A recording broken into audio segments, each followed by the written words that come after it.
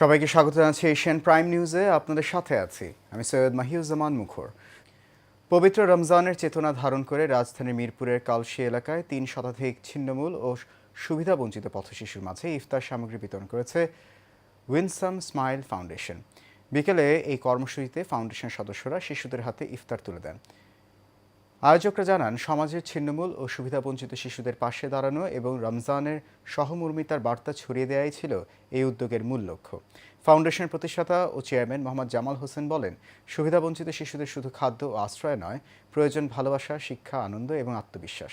আর ফাউন্ডেশনের পরিচালক এলিজা আহমেদ বলেন, সুবিধাবঞ্চিত শিশুদের মুখে হাসি ফোটানোই আমাদের প্রধান লক্ষ্য।